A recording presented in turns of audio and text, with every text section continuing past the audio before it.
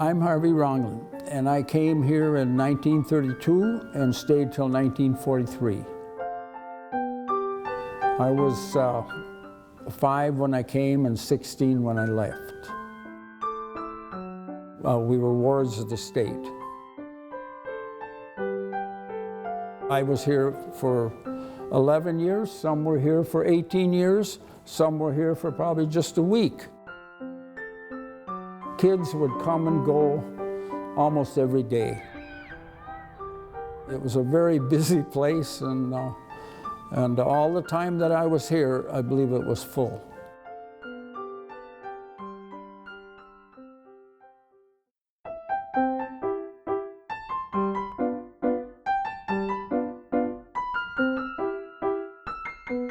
I would just like to say that I personally liked the state school.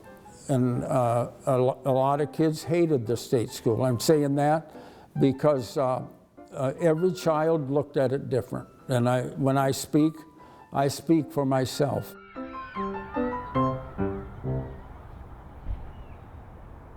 All the time that I was here, there'd be about 500 children here. And we had 16 cottages, and there was always about 30 to 40 to a cottage. The cottage is where we actually lived. C11 was built for 26 kids in 1926. And the littlest kids doubled up. So actually, there were 30 to 35 kids in that cottage all the time that I was there. Naturally, there was different ones coming and going almost all the time.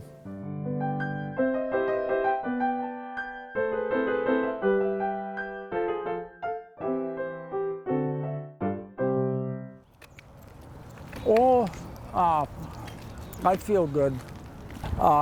Here, C1, C2, and C11. Each one of them had their own playgrounds. We couldn't, and they were all the same age, but we couldn't play with the other cottages. That was a cardinal sin to leave your playground.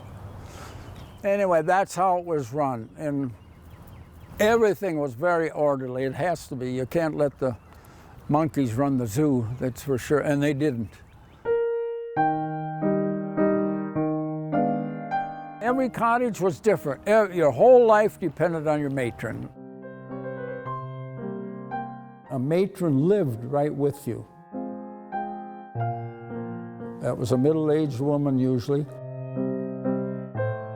I was in 5 different cottages up here. Miss Morgan was very hard and very strict. And I think she was the worst matron on the grounds myself. Other kids will argue with me, but I'll back up that I had Morgan, and I'll show them that picture. Well, anyway, my last year here then, I think I had the best matron on the grounds over in the C3, which was called the Mean Boys Cottage. Julia Keefe, her name was. She wouldn't know how to hit you if her life depended on it. She got hired right here. C3 is right there. By the time she walked from the offices to C3, 2 different employees had told her, "You won't last a week here with those kids." She fooled them. She lasted till the institution closed.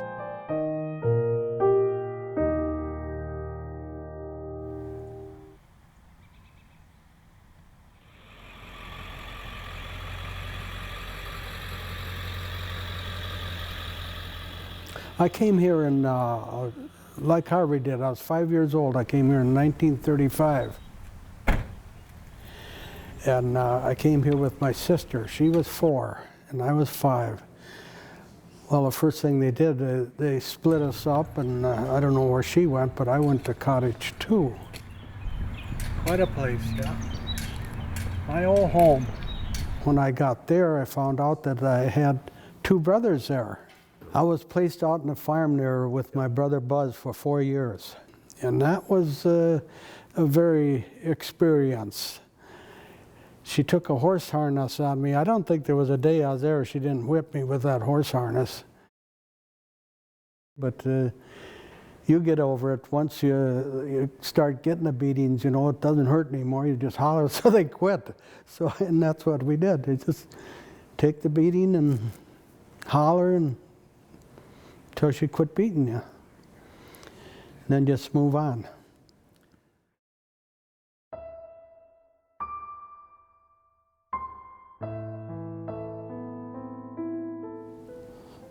And we have our own cemetery. There's 198 children buried out there. When you came here, you were numbered, by the way. And they were buried with just their number. And my wife and I, with the help of the city, we've seen to it that those 151 kids got a cross and their name on that cross, so that at least they would be remembered for being here and living.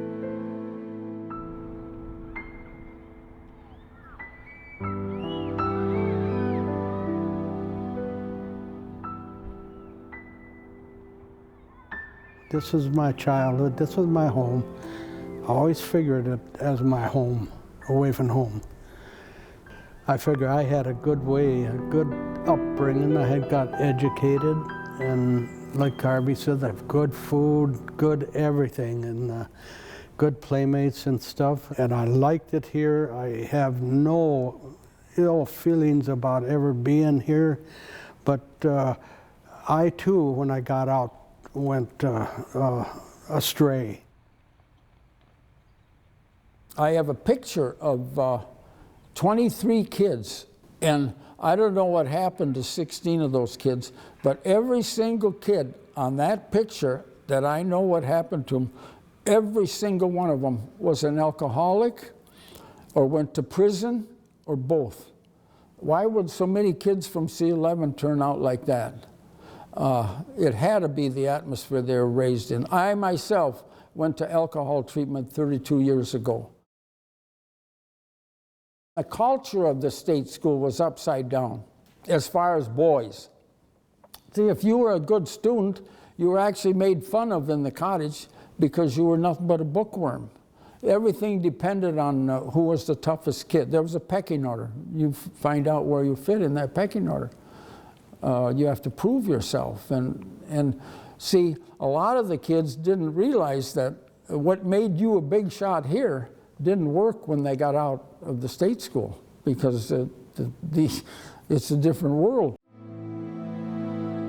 We were raised under the same written rules as a prison.